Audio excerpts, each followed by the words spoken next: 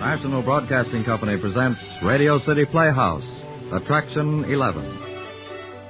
Hollywood, California, Monday, June 29th. Presents the finest in motion picture entertainment, Academy Award. From Hollywood, Skippy, America's largest selling peanut butter. Cary Grant, Katharine Hepburn, and Jimmy Stewart. The Lux Radio Theater welcomes you all.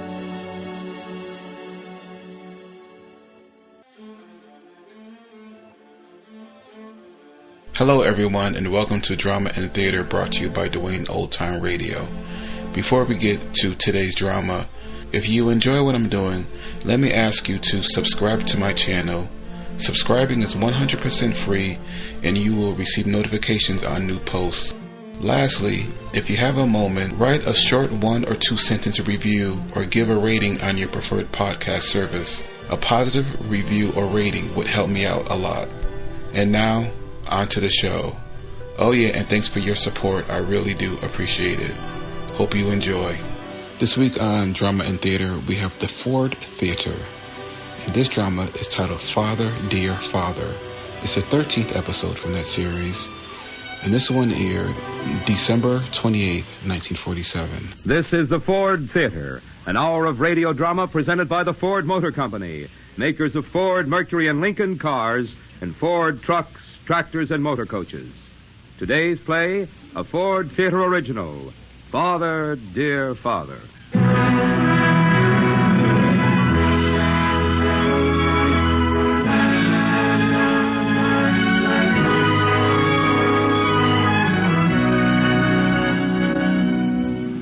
Good afternoon, ladies and gentlemen. Howard Lindsay speaking, and wishing you, on behalf of the management, a peaceful New Year.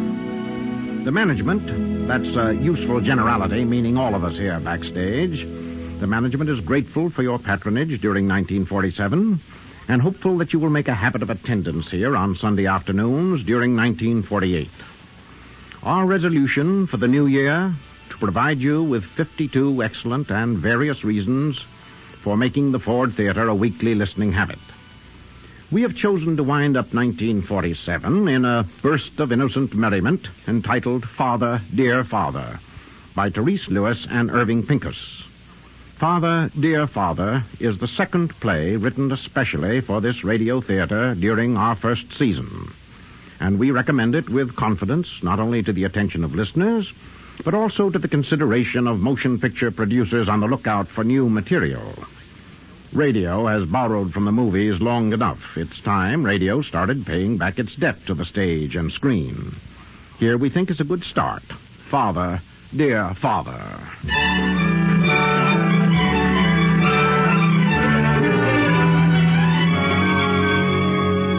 Our scene, New York Harbor in the late spring. And you can narrow that down to the gangplank of the Queen Elizabeth, just docked and rapidly disgorging passengers on their way to customs inspection. The usual reporters are on hand. There he is. That's him, all right. The guy with the beard and the old world charm. Well, so this is the fabulous Benji Whitehurst. Ah, it's very flattering indeed that you reporters still take an interest in me. Only, please, gentlemen, don't explode those flashbulbs in my face.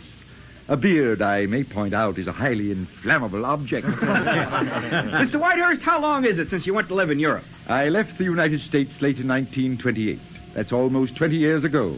But now I'm home, and home to stay. Whatever made you leave here in the first place, sir? Well, the New York of the 20s wasn't my dish at all. When I had to look through a peephole and whisper, "I'm a friend of Joe's," in order to get a bad martini, I knew it was time to use my passport. Oh, that was a sad day for every city desk in town. You were always great copy. Oh, come now. Haven't seen your wife in some time, have you? No, I haven't. Is it true you settled $1.5 million on her in the old days? The good old days, if I may correct you. What do you think of your daughter's engagement? My daughter's... Why, I'm delighted. Absolutely delighted. You know how it is with most modern girls. Too many involvements, too few engagements. May we quote you, sir? Please do.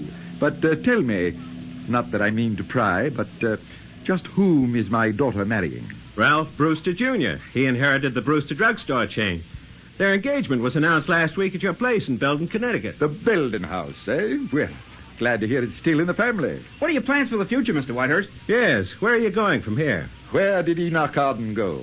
Home, of course. Yeah, but when Enoch Arden got home, he found his wife married to some other guy. True, but as for my wife and me, neither of us have ever sought a divorce. So, gentlemen, my answer still holds.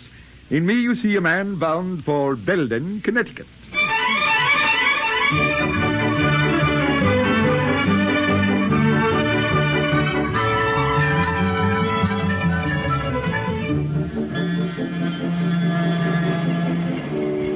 I hope you don't mind my asking, sir, but aren't you Mr. Whitehurst? Yes, I am.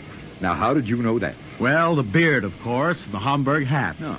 You always wore a Homburg when you went into town from Belden. From Belden? But you must have been an extremely small boy at the time. I was.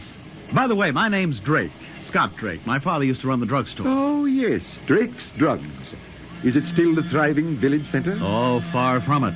The Brewster drug chain opened up across the street and grabbed off all our business. This Brewster, I take it, is the same one who's grabbed off my daughter. Yes. I read Dana was engaged to him. Oh, you know Dana. I used to. We were great friends as kids. Tell me about her. Oh, she was quite a direct sort of girl, curious about everything, a bit stubborn, very pretty. Hey, wait a minute. I just saw a picture of her here in this magazine. Mm-hmm. Here you are. Look. She's engaged. She's lovely. She uses Charmo.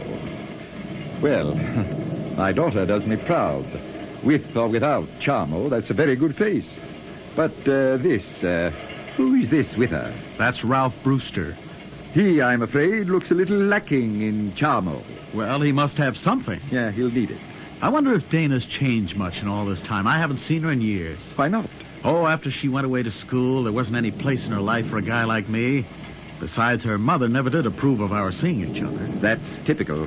Well, to a woman like Mrs. Whitehurst, I'm just small town, small potatoes. So was Liz Whitehurst when I married her, but then she got ideas.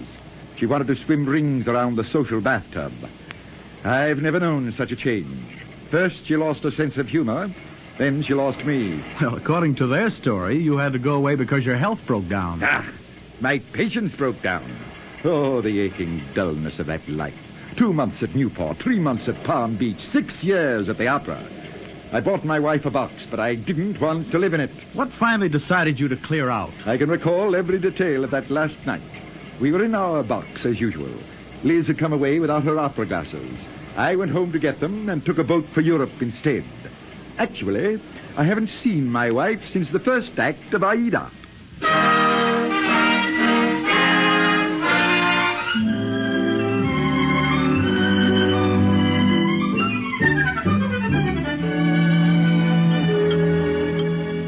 More tea, Dana? No, thanks, Mother. I'll have another cup, Mrs. Whitehurst. 2 sugars and just a dash of cream. Oh, now, Ralph, as if I didn't remember. Well, some people don't. It's very irritating. New York is calling, Miss Dana, the Charmo Manufacturing Company. Shall I plug the phone in here? Yes, please, Andrew. Oh, I was afraid those people would keep pestering us once we posed for their advertisement. Personally, I don't hold with that type of publicity. Not even when the proceeds go to charity. Hello? Yes, this is Miss Whitehurst. Oh, I see. Well, hold the line a moment. Mother, it's about my fee for the endorsement. Don't you think they may as well make the check directly payable to St. Anne's Orphanage? Oh, but, darling, I did so hope that part of the money might go to my fund for indigent artists. Oh, I see. Hello? Well, as the money's going to be divided among several charities, I think it'll be simpler to issue the check in my name. Not at all, thank you. Goodbye. It's getting dark, and I promised to pick up Mother at the country club. Well, you'd better get cracking. I think so. I'll bring her straight back. Goodbye, dear. Goodbye. Andrew, I'm going to keep my promise. As soon as that Charmo check comes, you and Nellie will get most of it for back wages. Oh, thank you, Miss Dana. I'll tell Nellie the good news at once. Oh, but, Dana, we need that money for bills, for clothes, for taxes. No, Mother. Just for my wedding. Once I'm married, there won't be any problem about money.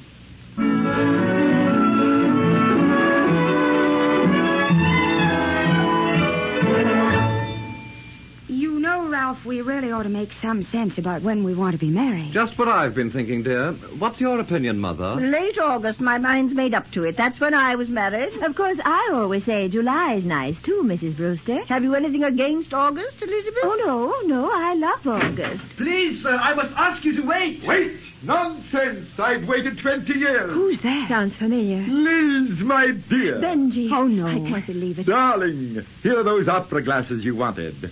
I decided to buy them in Paris. Well, in that case, the shipment was certainly delayed. And this, I presume, is my loving daughter? Well, your daughter. Benji, these are our house guests, Mr. and Mrs. Brewster. I mean, Mrs. Brewster and Mr. Brewster. Mr. Brewster is Mrs. Brewster's son. Unmistakably. How do you do, Mrs. Brewster, Mr. Brewster? Ralph, to you, sir, since Dana and I are soon to be wed. Oh, yes, I just saw a very flattering photo of you. I must say you look quite fit, Mr. Whitehurst. And what did you expect, madam? A mere eggshell of a man? Well, considering your years of ill health... If this is ill health, I heartily recommend it. You must have found some miraculous new health spa. Oh, those European waters, what do they have in them? Mines, dear lady. They are still clearing them out. Benji, you planned this as a surprise, of course. Of course. Yes. Oh, Liz, it is good to see you. And you're still wearing the pearls I gave you. They were a peace offering, remember? Vividly. Oh, one night when Liz was throwing a big party... Benji, let me tell it, dear. I borrowed an Armenian sword swallower from the circus, brought him home, dressed him up, and introduced him as a visiting Maharaja. Things went very well until the distinguished guest began to swallow all the cutlery. But I thought they could only swallow one knife at a sitting. Well, these were butter knives. Speaking of sword swallowers, young man, you're quite a point killer yourself. Now, Benji. Benji, did you cross by boat? Yes, from Naples. I flew there from Algeria, where I'd been visiting Arkamut Bey, Sultan of Batsi Almiro. Nice fellow, Harry. A sultan, did you say? And a magnificent host as well, Mrs. Brewster. You see, in addition to all Harry's servants, he's got 20 women to look after him. 20 women? How immoral. Why? He's married to them all. Well, really, sir. It occurs to me that you and Dana will probably be traveling on your honeymoon. You ought to look up Harry. Dana and I have planned our honeymoon to combine both business and pleasure. There are 22 Brewster drugstores in 22 cities. We plan to visit each and every one. Dana, my dear, how nice for you. Always to know there's an aspirin waiting. And now, if you'll excuse me, I'll just go and change for dinner.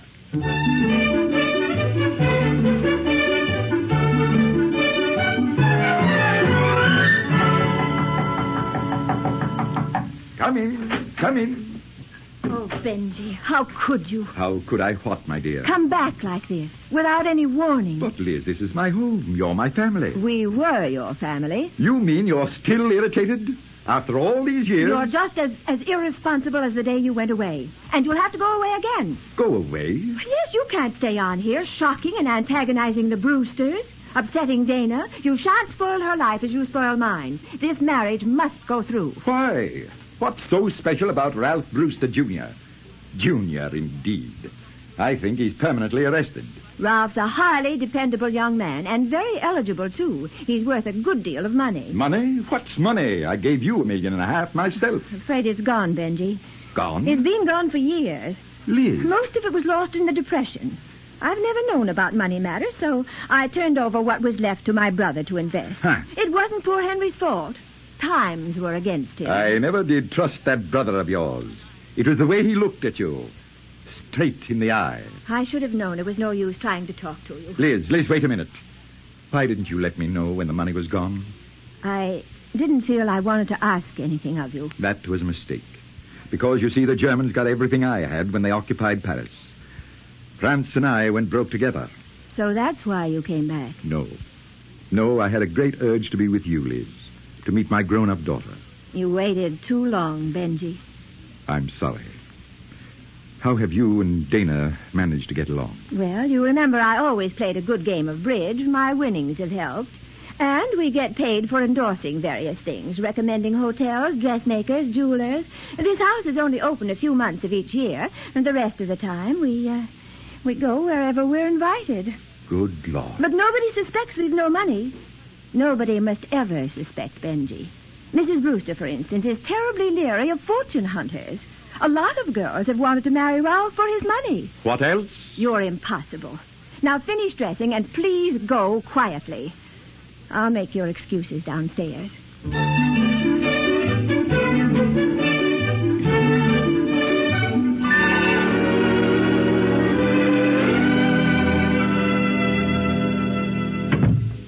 Mother told me to bring you this timetable. Oh, very gracious. There's a train to New York in just about an hour. One moment, young lady. May I ask why on earth you've chosen to marry that portable headache? May I ask what business it is of yours? Who do you think you are to come barging in here with your 20 questions? When you walked out on us, you forfeited the right to walk back in. Well, that's telling me. And as for Ralph, at least when we're married, I can count on him to stick around when the going gets tough. At least my children will grow up with their father in the house. That's the usual procedure, I believe. But when I was a little girl, they used to tell me Daddy'd gone looking for Rip Van Winkle. I can't recall ever being so heartily disliked at such close range. Then move out of our range. That's all we ask. And it's certainly no problem for you. You've always taken such pride in being a rebel. Well, go and rebel somewhere else. You looked like your mother when I fell in love with her. And you talked like your mother when I left her. Oh, you're impossible. You're ready, sir. The taxi's at the door. All right. You carry those bags. I'll take these. Yes, sir.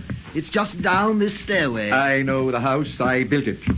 Mrs. Whitehurst is in the drawing room with her guests, and as dinner is just about to be Say served... no more. I didn't expect a royal send-off. He's got to go straight into town for treatment. He was trying to put up such a brave front this afternoon, but I'm afraid Benji's begun to sail rather badly, and that's always such a Sad sight, am I?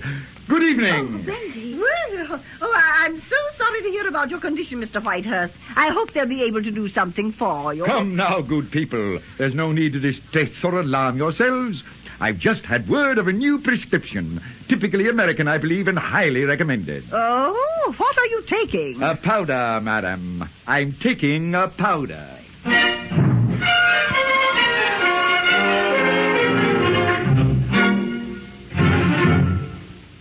Curtain down, house lights up. Smoking in the outer lobby only. We take leave of Benji, broke and on the beach at Belden, to call on Kenneth Banghart, who speaks in no uncertain terms for the Ford Motor Company. Ken? A few months ago, a group of experts began one of the most important research jobs ever done in the automobile industry. A firm of life insurance actuaries, men whose business is estimating the life expectancy of men and women for insurance companies, did the job.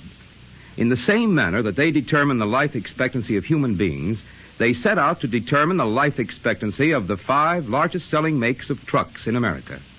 They wanted to find the facts about how long a truck lasts, how much service it gives.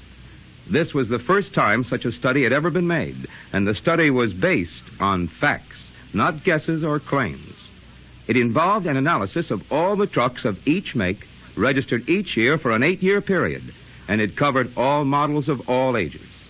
In all, the histories of almost 5 million trucks were studied. Out of that study have come some amazing findings.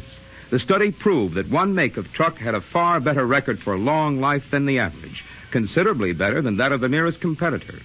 It proved that one make of truck had a life expectancy of more than 10% greater than the average and almost 20% greater than one of the other leading makes.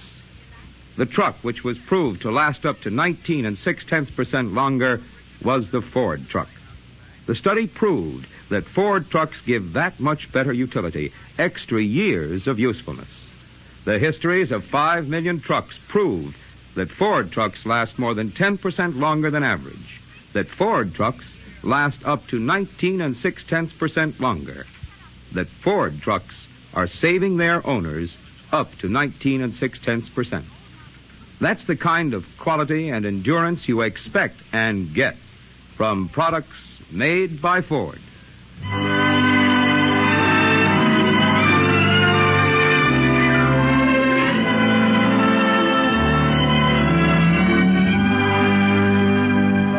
The second act of Father, Dear Father will be heard after a brief pause for station identification.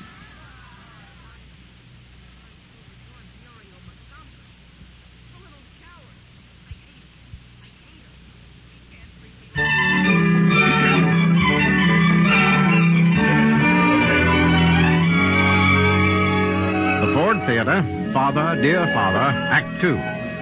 At the end of Act 1, you will recall, Benji had just been given a rapid brush by his wife and daughter, who quite definitely prefer life without father, and a hard life at that. We catch up with Benji in a taxicab. Benji is hungry, very hungry. He has confided this urgent inner state to the taxi driver, who has promised to do something about it. Oh? What's this? Said you want to eat, didn't you? This is Brewster's Drugstore, best food in town. At a drugstore? Well, if you say so. Here. Here you are. Keep the change. Thanks.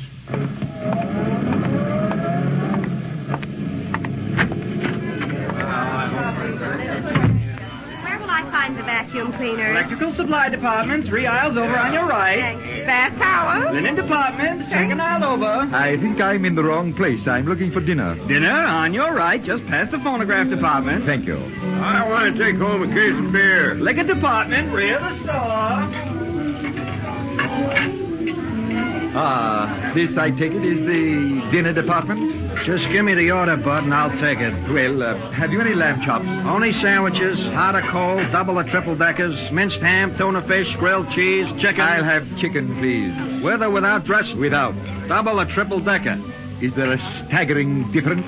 Look, chum, with a double decker, we take a piece of bread, put some chicken over the top, then another piece of bread, with lettuce covered with another piece of bread.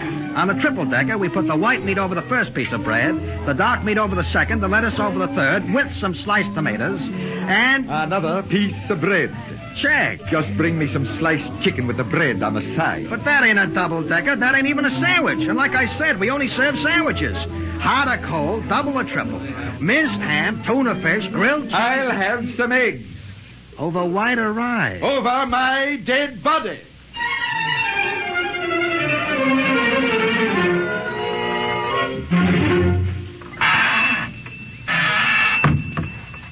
Hello, Scott. Why, hello, Mr. Whitehurst. How are you? See here, Scott. I'm trying to find something to eat that doesn't come on bread. Well, I'd like to help you out, but our fountain boy goes off at 6.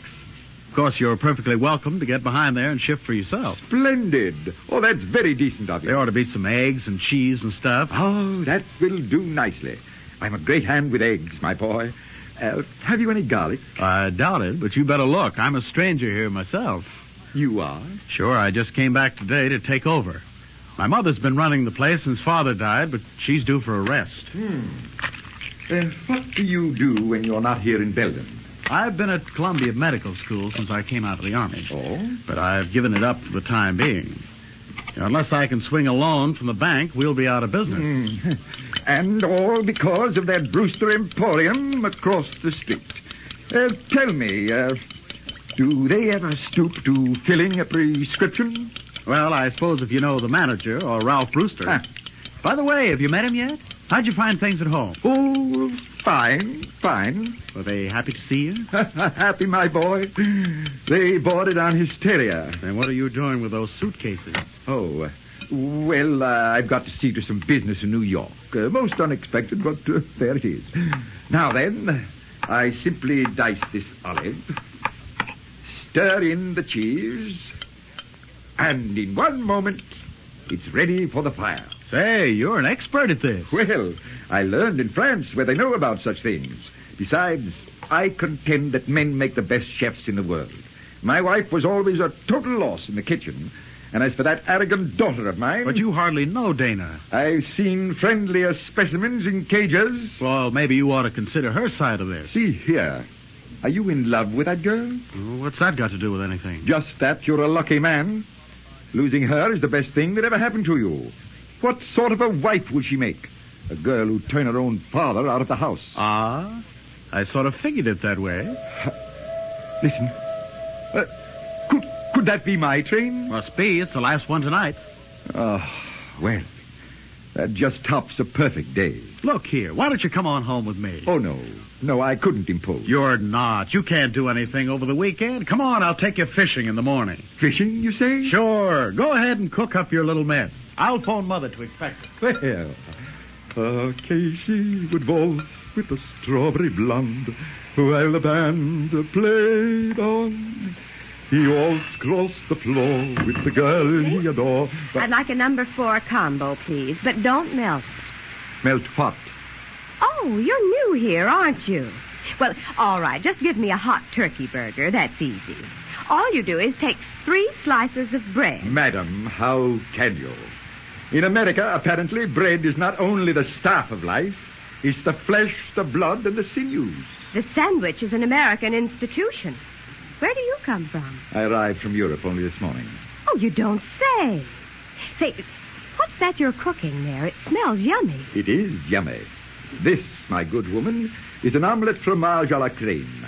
An Olympian concoction, the very quintessence of perfection. Well, gee, could I have just a teensy-weensy taste? I haven't the heart to deprive you.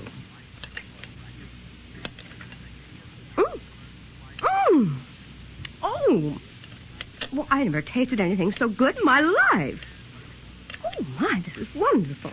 Madam, when you finished your teensy-weensy taste, may I please have the plate back? Oh, sorry to be late, Millie. Oh, sit right down, Blanche. Oh, I don't know what I feel like eating. Now, listen, you do as I say, Blanche. Order one of these omelets from Olympia, France. This gentleman's just arrived from there, and he's a real gourmet. Is that so? Oh, yours looks delicious. All right, I'll have the same. Only put mine between 3 slices of bread.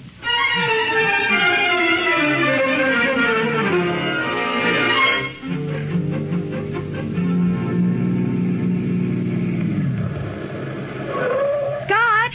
Hello there. Dana! Well, it's really you. And you.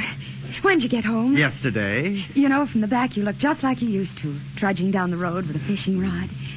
Scott, it's been years and years. As if I didn't know that. Come on, get in. Where can I take you? Straight ahead. My car's parked somewhere along this road. I lent it to a guy who came out fishing.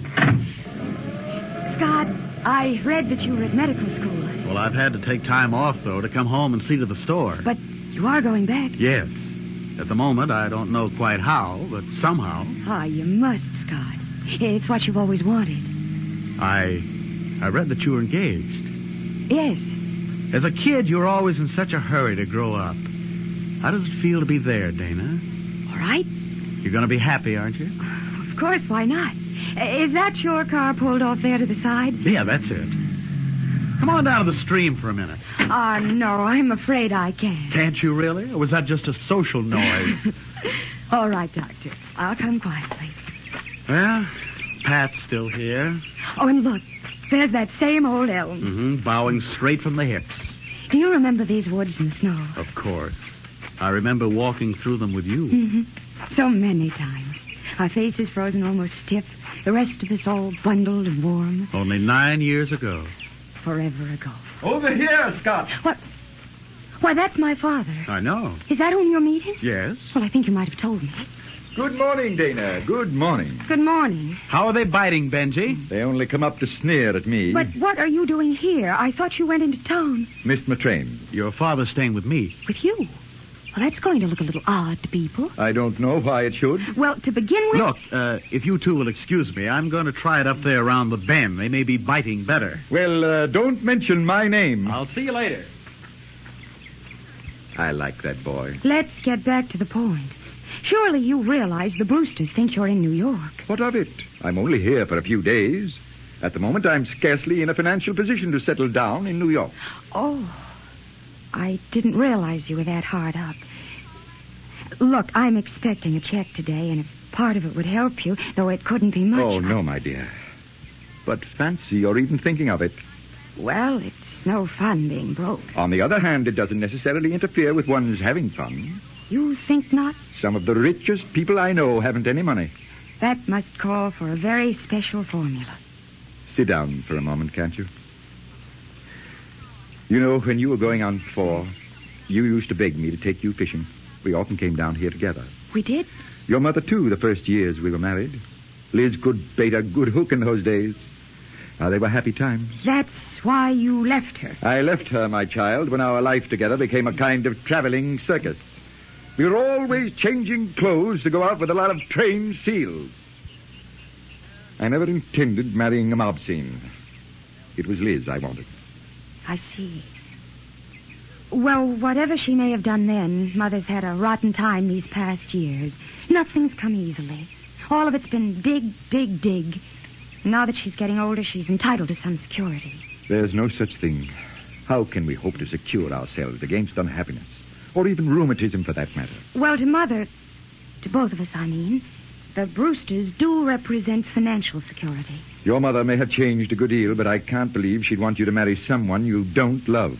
I haven't said that. No, you haven't said it. I'd better be getting on home. You're really quite a girl, aren't you? Am I? That's my impression. It's recent, I grant you, but I'd swear by it. Well, I'll tell you. You're rather a surprise yourself.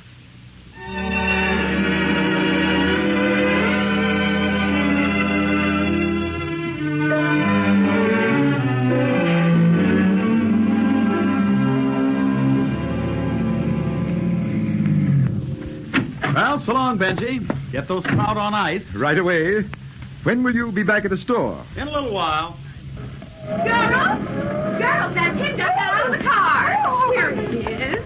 Well, good gracious, why aren't you working today? Working? We just brought our friends in to lunch, but you weren't there. And after all our raving about those French-style omelets of yours. Now, ladies, about last night, I'd better My explain sister that. Clara took the bus clear in from Perkins. She's that partial to egg dishes. The letdown was something awful when you weren't there. We are just starved for lunch. We haven't eaten since breakfast. Please, won't you? As a man of compassion, your hunger leaves me no choice. After you, ladies. Luncheon away.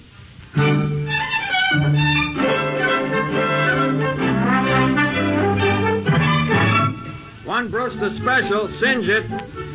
Okay, miss, what's yours? I'll have a fine herb omelet a la Francais. Huh? What kind of sandwich do you want? Hot or cold, double or triple, minced ham, grilled cheese, toasted Brewster burger? Brewster burger? Oh, no wonder I'm in the wrong store. Drake's is the place to be.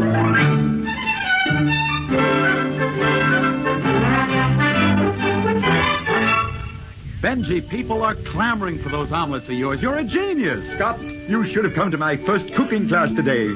They call me Professor. I'd like to feel we were permanently in business, Benji. Half the profits are yours if you'll stay on. Certainly I'll stay on.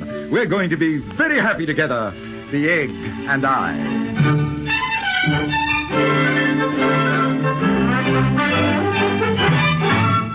The plain fact, Mr. Brewster, is that we're losing all our food business to Drake. But why, Jones? They've brought in some fancy European chef. Nobody eats sandwiches anymore.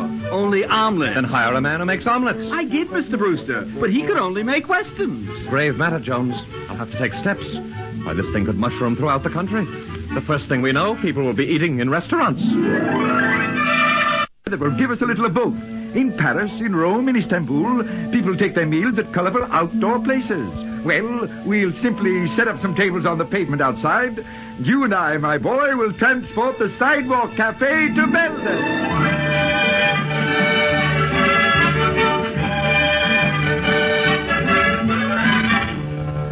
And now, lovely ladies of Belden, having successfully blended our eggs, mushrooms, artichoke hearts, peas, tarragon, and rice, the secrets of... come in. The secrets of Omelette Monte Cristo in all its mysterious goodness have been revealed to you. Are there any questions? Benji, what are you doing here? Liz and Mrs. Brewster. Oh, 2 new students. How very nice. Mr. Whitehurst, it's obvious we're intruding. Oh, not at all. My little course is open to all. $1 an omelet, 40 omelets, $40. Benji, you, omelets. Well, you always liked them, my dear, when I made them at home. I refuse to discuss this matter in public. It's intolerable. Benji, please, can't we... Of course we can.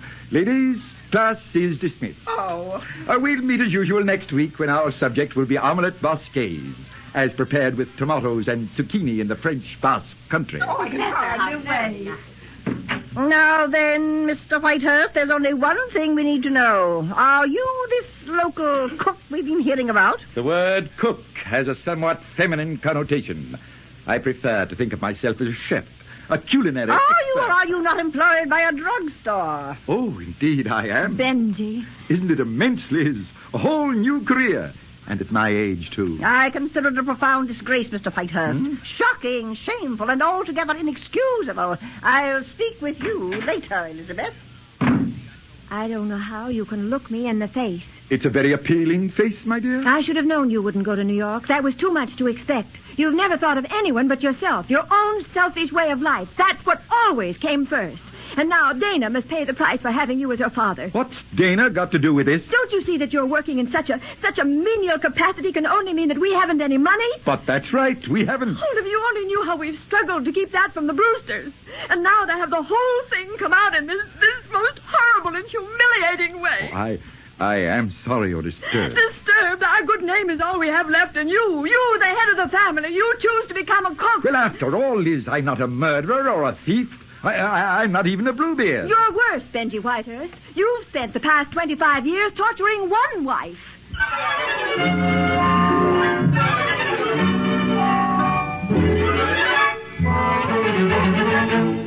And I came straight to your office to tell you. But, Mother, you must be mistaken. I am never mistaken, Ralph. The man is working as a common cook at that place across the street. At Drake's? Good Lord, and our manager's been trying to hire him away. Oh, I shudder to think of the notoriety if this thing becomes public knowledge. We can't let that happen. Yes, Mr. Brewster? Get me my attorney on the wire. Right away, Mr. Brewster. Oh, just think of it, my future father-in-law, a short-order man in a drugstore. Benjamin Whitehurst must go away, far away. Definitely. It was bad enough to have him cut in on the business, but now he's endangering our family position. You must bring pressure to bear on Dana. I intend to. If her father is given to these appalling adolescent pranks, I don't foresee a very happy future. Hello, Leonard. About that Drake drugstore matter. You told me this morning you'd checked all possible violations. Well, recheck them. You've got to find something and find it quick. If I have to hire 10 new attorneys, I'll close that restaurant.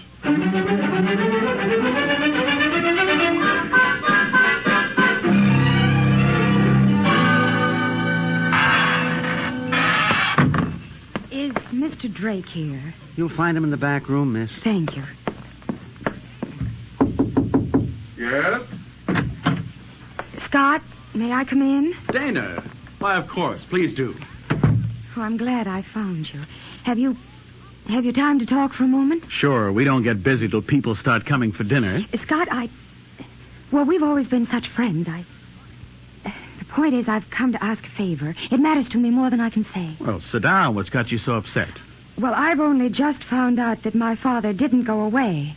That he's here working for you. With me. Oh, you must see, Scott, how horribly embarrassing it is. More than that, it's serious. This little joke of his can miscarry and mess up everything for Mother. For Mother and me, that is.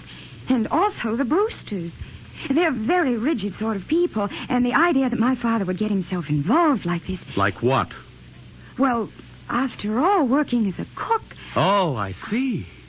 So what do you want me to do? Fire Benji? Oh, if only you would, Scott. That's what I came to ask. Now, let me get this straight. You know this store is out of the red for the first time in years. You know it's because of Benji. You know I'm fond of him. You know this is the best break I've ever had.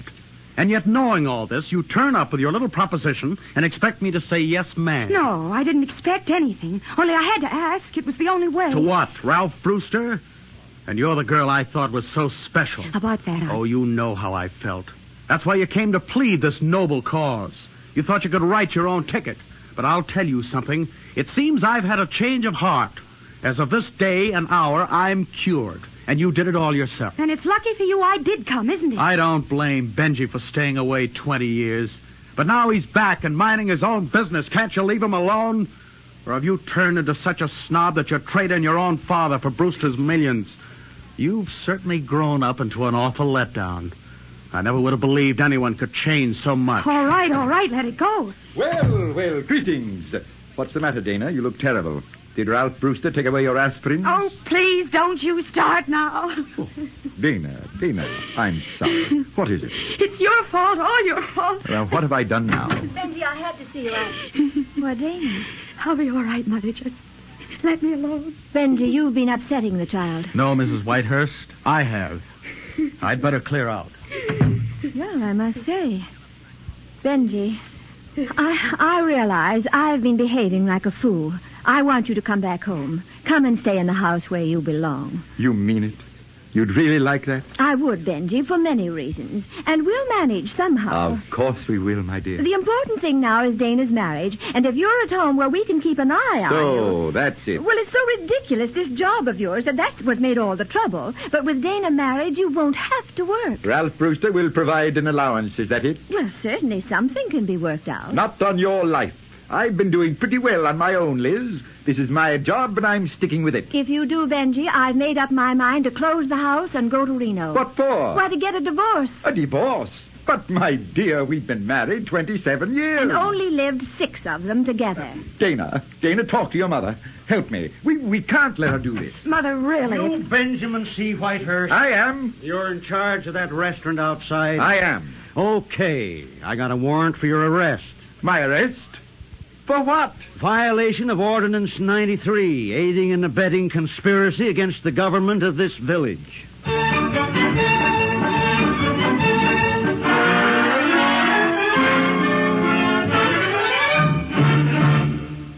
Act 2 ends on an alarming query. What's subversive about an outdoor omelet? A word about the authors of Benji's Troubles. Therese Lewis, much better known as Terry Lewis, or as Mrs. Hubble Robinson, Jr., is a Cincinnati girl who came to New York to write for the magazines, did so with considerable success, then moved over to broadcasting and became an executive of one of radio's largest producing organizations. She wrote and edited the Helen Hayes Theater and has been the author of 3 screenplays. Irving Pinkus, Terry's collaborator, is a native New Yorker, an Air Corps veteran, a playwright, and soon to be a Broadway producer with a play in production for spring. Once upon a time, he was my valued assistant in staging a couple of expensive musical comedies, which, fortunately, were as successful as they are easy to forget as the years go by. And that brings us, pleasantly enough, to Kenneth Banghart speaking for the Ford Motor Company. These are the days when we all start making resolutions and plans for the new year. It's an American custom and a pretty good one. And naturally, the Ford Motor Company has resolutions and plans for the new year, too. But its major resolution is not a new one. It's one that was made almost half a century ago when Henry Ford founded the company. That resolution is that Ford products shall be outstanding for their quality, dependability, and service. That Ford products shall be constantly improved and enjoyed by a constantly increasing number of people. That resolution has been kept since 1904. It will be kept in 1948. And the Ford Motor Company has plans for the new year, too. I can't tell you yet what they are, but those plans are big ones. As the new year opens, there's an atmosphere of excitement and anticipation in the Ford Motor Company. Things are happening in every department, from designing to manufacturing and sales. The Ford Motor Company is working hard and looking forward to the day when everyone who wants to buy a new Ford or Mercury or Lincoln or a new Ford truck will get it. And it's planning for the day when new millions of Americans will insist on a Ford or a Mercury or a Lincoln. As 1947 draws to a close, I'd like to send you a friendly wish and a friendly bit of advice. The wish, a very happy new year.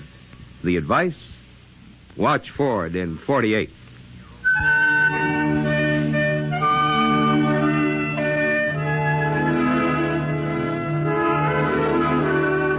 Father, dear Father, come home to us now. We left Father in the clutches of the law, charged with abetting conspiracy against the government of Belden, Connecticut. We returned to Belden on the following day in the morning. Scene, the dining room of the Whitehurst residence.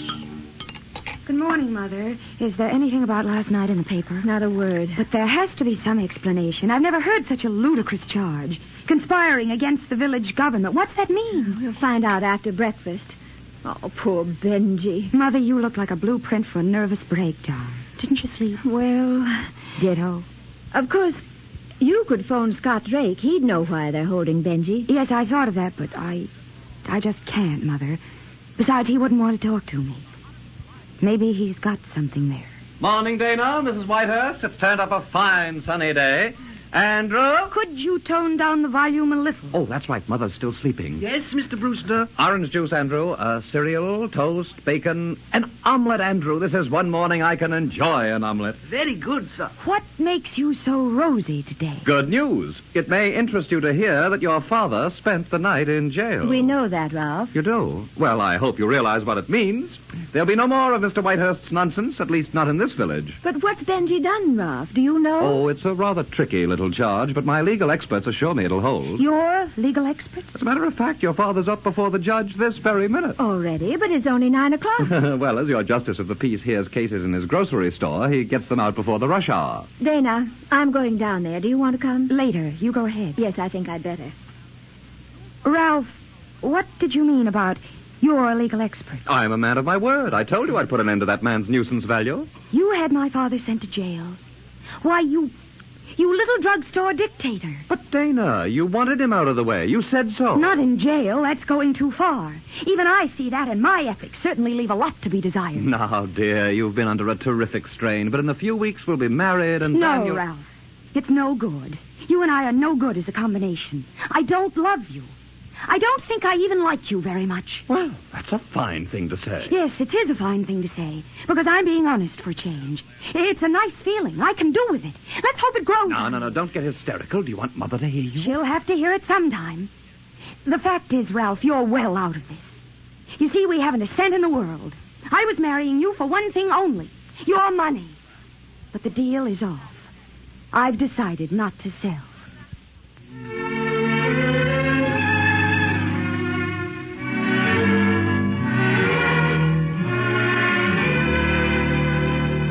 Benjamin C. Whitehurst, on the 29th day of June at 6:40 o'clock in the evening, did willfully commit the crime of conspiring against the person and property of the state of Connecticut by causing a crowd to gather after sundown in the public square, in violation of Ordinance 93, as drawn up by the village of Belden. You've heard the charge, Mr. Whitehurst. Yes, Your Honor.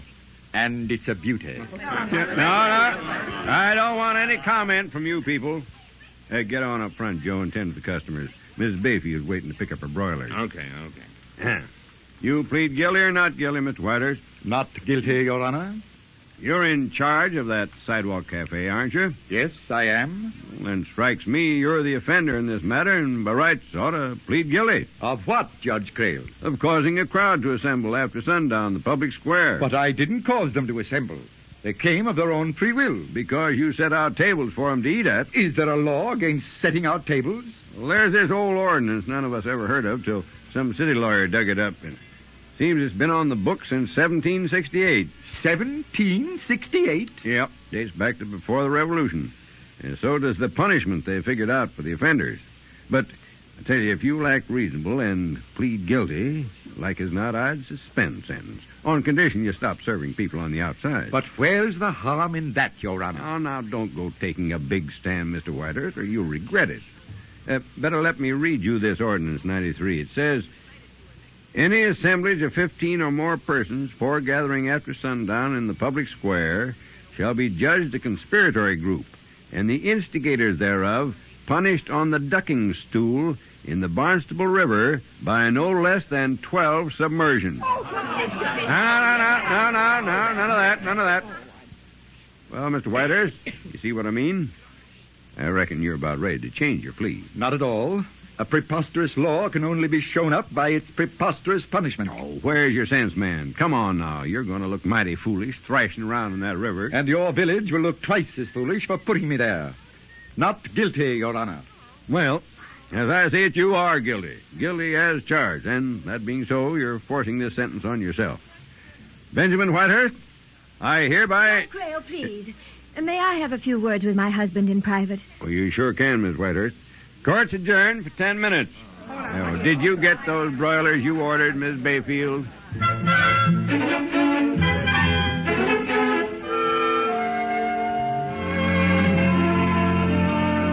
I tell you, Liz, this law is an early American antique. It should have been repealed 150 years ago. Well, let someone else put it to the test.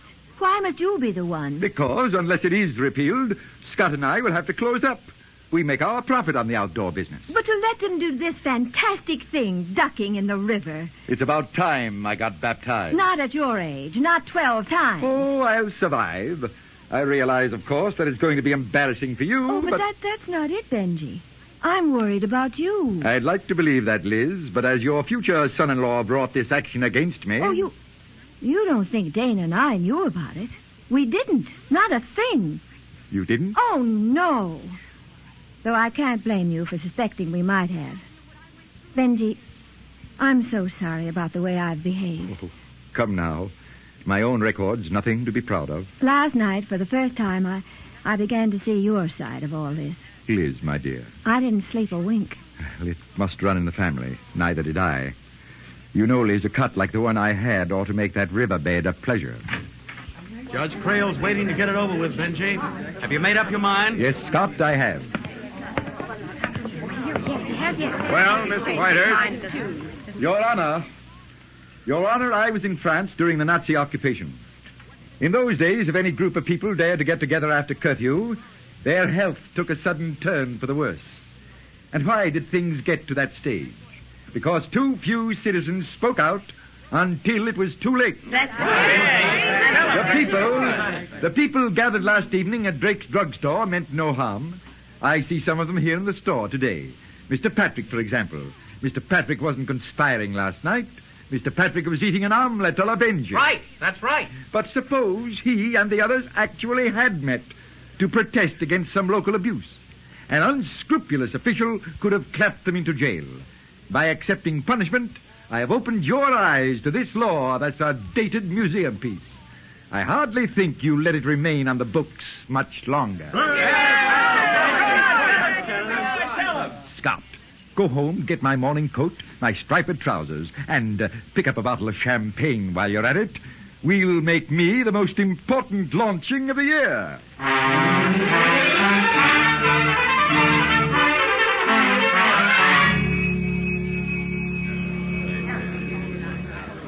Mother, look at that thing. So that's a ducking stool. Sort of like a seesaw. Oh, dear, it hardly looks safe. And that river. Brr.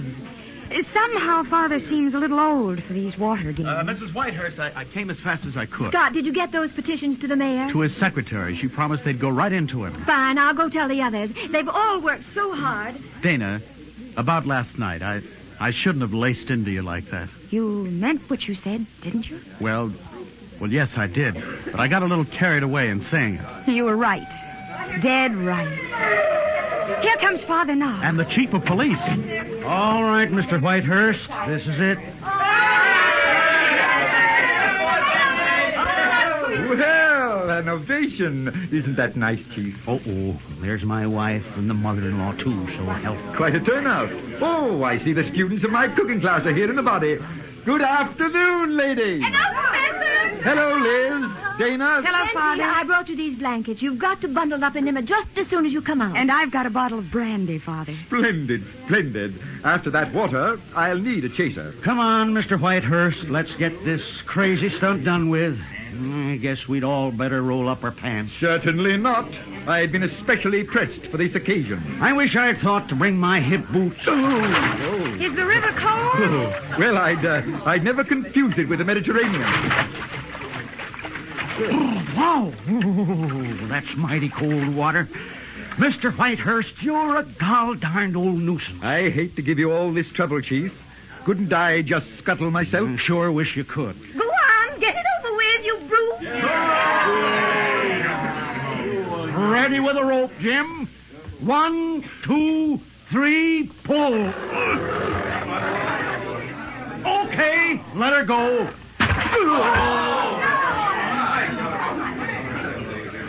That's enough. Pull him up.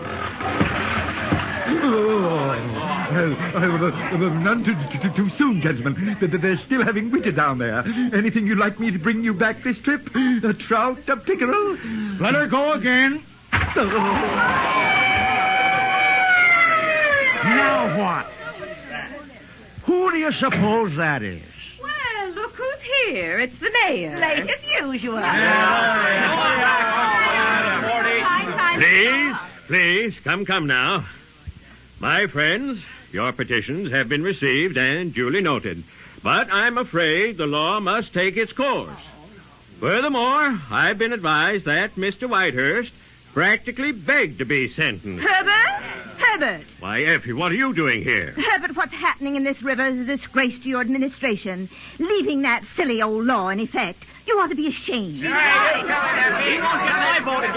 Effie, we'll discuss this at home. Why aren't you there now? We're having guests for dinner. There is no dinner. The cook's here, too. And here we stay. What? Let me explain, Mr. Mayor. As president of the Ladies' Auxiliary Society of Greater Berlin, representing 7 leading civic groups, I tell you that unless this punishment is halted at once, unless this outmoded law is repealed, half the women of Belden will challenge it in the square tonight. Now, wait a minute. If it's illegal for Mr. Whitehurst to gather a few dozen people in the public square, then be prepared to arrest hundreds of us.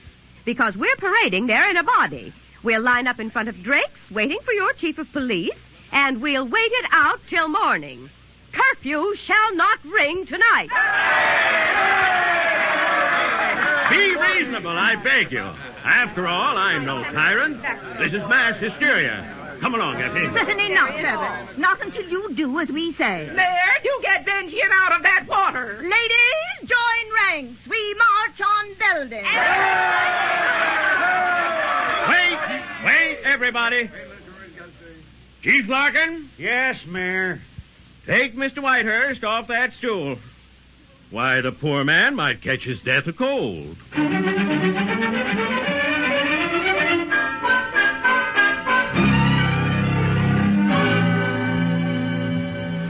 Here, Benji, here. Wrap these around you. You must be freezing. No. Don't fuss. You've got to have a hot bath and get right into bed. I'll bring your dinner up to you. Sounds like a wonderful evening. You sure I won't be in the way at your house? Our house, Benji. And having you in the way is exactly what I want. It was such a simple solution, Liz. And it took us 20 years to find it. Come on, dear. Here they are. Benji, the mayor's going to round up the city council. They'll kill that law within the hour. They will if they want their dinner. Oh, I must say, you women put on a great show. The petitions were Dana's idea. Why, Dana, that makes me very grateful. Well, it was the least I could do, don't you think? It means a lot to Scott and me. We're back in business. I guess that fiancé of yours is due for a nasty shock. I suggest you give him this bottle of brandy, preferably over the head. But I haven't got a fiancé. I fired him this morning. No, Dana. Would you mind if your father kissed you? It's been a long time. Well, I'm glad you two finally got together. And what about you two? Don't just stand there, Scott. Take her in your arms. Tell her you love her. You've been telling it to me for weeks. Go on now, both of you, before I catch pneumonia. Dana, I don't suppose you... Hush, darling. Be still. After all, Father knows best.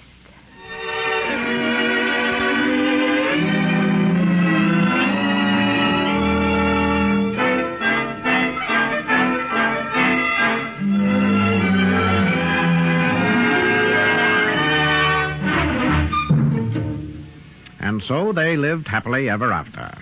Or until Benji got homesick for Paris. Something tells me Father wasn't built to stay put. Father was played this afternoon by Ed Jerome, well-known Broadway and radio character actor. Mr. Jerome has appeared recently on the New York stage in Deep Are the Roots and Eastward in Eden. His most recent motion picture was The House on 92nd Street. Next week, we begin the new year and a new selection of widely varied plays with an Ellery Queen mystery drama called The Adventure of the Bad Boy. Arsenic is involved, and rabbits.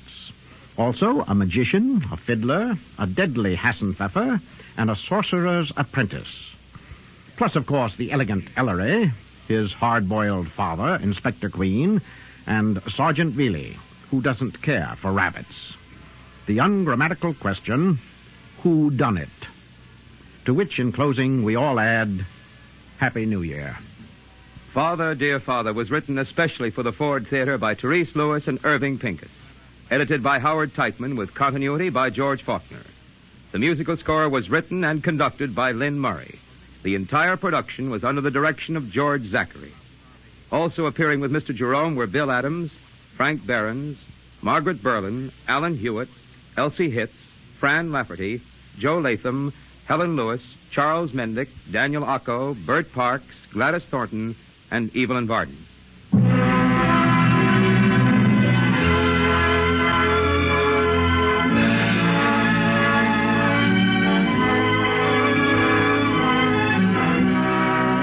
The Ford Theater is presented by the Ford Motor Company, makers of Ford, Mercury, and Lincoln cars, and Ford trucks, tractors, and motor coaches.